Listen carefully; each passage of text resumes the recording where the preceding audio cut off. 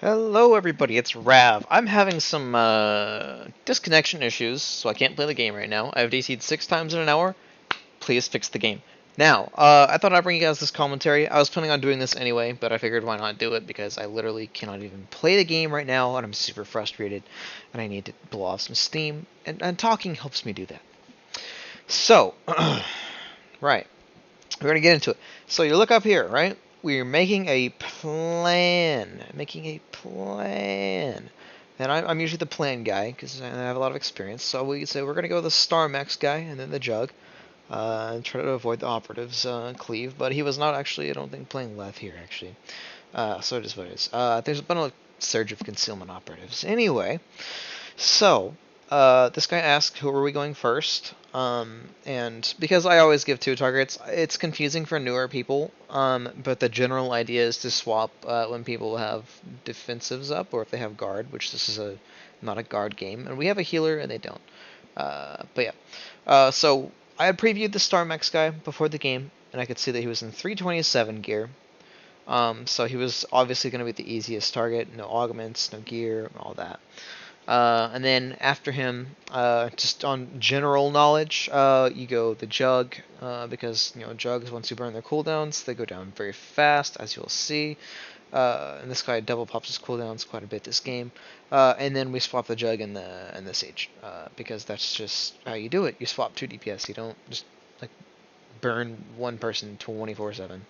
It's not the best idea. If you can put pressure on multiple people, you can do it. All right, so going in here, we got our lacerates going on my 5 button. I'm not sure of the actual pub side name. That's just what I do. So I'm targeting Starmax here, but then the thought crosses my head, oh, maybe I should CC this Sage. So I go around the pillar to do so.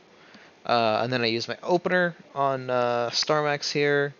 And he gets netted right there. And we get the global off. Maybe not a global, but I think our second scoundrel here at the DPS is a scrapper scoundrel. Not entirely sure. So now what I'm doing, I'm looking at the Jug and I'm like, okay, where's his cooldowns? And I saw that Saber Ward there right as I was going to peel. And I come back and I look at it because he's got Saber Ward and Endure Pain up, Endure Pain and Saber Ward kind of falling off at the same time. I'm gonna throw a taunt here. I hope for the 4 stack of Pultadrid. I guess I didn't see it at the time. I got a peel there with my low slash because it's a very helpful ability, and I'm just waiting on the Jug to use ED here. I hadn't seen it yet. He may have done it while I wasn't looking at him, but we kill him there, and then we just get the kill off real quick on the Sage, and then this operative is gonna stuck here in just a second. So I'm gonna talk about the net advantage real quick. If you can pick somebody out and just global them, by a well-timed net when they're lower, than 30% instead of netting them, full health and letting them break the net, it's pretty nice. But yeah, and going into low slash here a little bit, low slash is just so good. You can use it offensively, you can use it defensively for yourself to take off pressure from yourself. You can use it defensively for your team. Like here, I'm using it for my healer and the other scoundrel in this game. And in this game, I wasn't the focus target, obviously. So I had a lot of options. Like in the first round, I really just only popped my adrenal and used my cloak. I believe I used my shroud at some point in here, but I wasn't even like a pressure target here. So I was allowed to free cast. So this is kind of how you play a free casting, but I got knocked out of stealth there. I'm not sure if that guy broke my sap just to knock and got lucky there or what. Let me get the global off once again on that guy. So I'm looking at the Jug already. He's already double popped Endure Pain and Saber Ward, and at this point I'm just trying to peel for the healer because our healer is at like 50%. He pops his ED with Saber Ward still up. So he just popped like 3 major cooldowns right there. So I stealth out and I use my opener on him.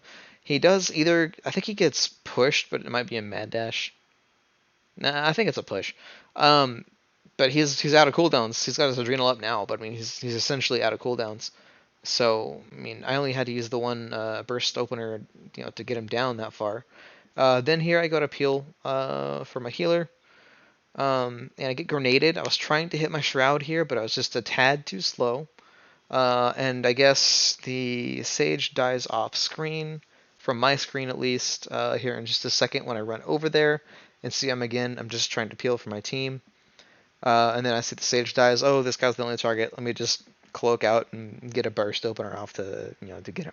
So that's kind of the thought process when you're playing, your deception or infiltration.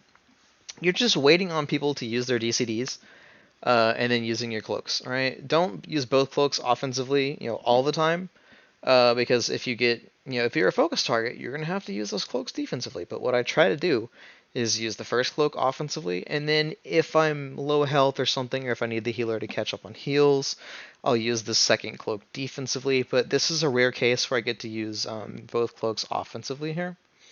So yeah, and I just restarted the gameplay here. But yeah, like I said, you're just waiting on cooldowns and then dropping your big hot burst on them. Drop your load on them. And then they'll drop so fast. Especially if people double pop DCDs like this jug here, or if they don't pop DCDs at all, like the Sage we Global boys.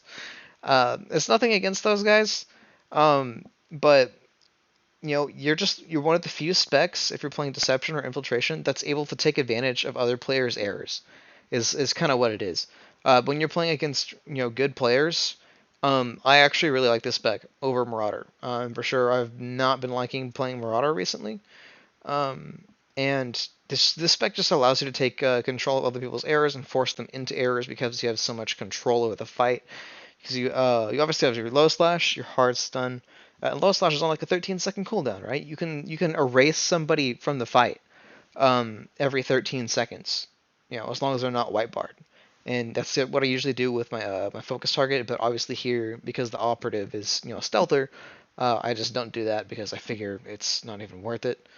So yeah, it's a pretty nice game overall. Very easy, obviously, but a very nice game that I can get to show you guys my thought process when I'm playing Deception or Infiltration. So yeah, I'll be trying to make some more videos, especially now that Season 3 has started. But if it's days like today, where I DC literally 6 times, it kind of becomes impossible to want to play the game. So yeah. Anyway, hope you guys have a great day. Enjoy yourselves. It's the summer. I know school is about to start for some of you. So enjoy yourself for now until you have to go back to school or back to work or whatever. And have an amazing day, guys. Have a good one.